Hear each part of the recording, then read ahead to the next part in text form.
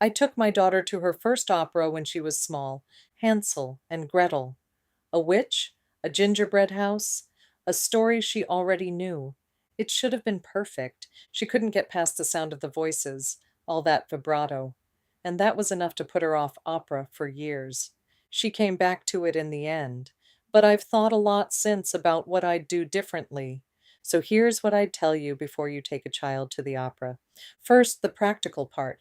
Most houses set a minimum age, usually around 5, and some are stricter for evenings than matinees. Check the website before you book. It's a miserable thing to discover at the door. Then choose well, because this matters more than anything else.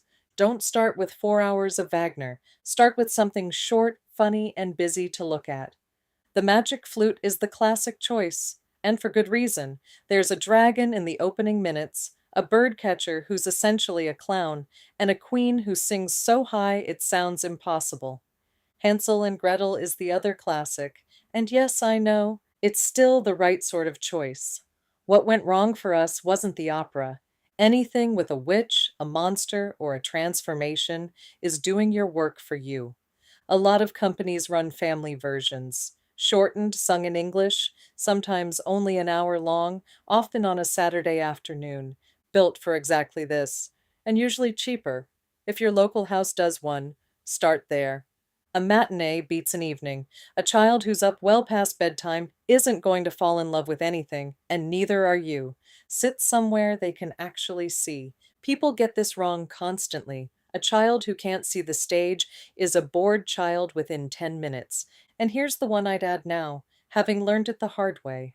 Tell them about the voices, not the plot. Just that nobody is using a microphone, that the sound will be enormous, and that it might seem strange at first.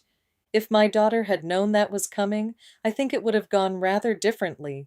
Then go in with low expectations, because it can go either way. My own first opera was L'Elisir d'Amore, and I was captivated from the first moment.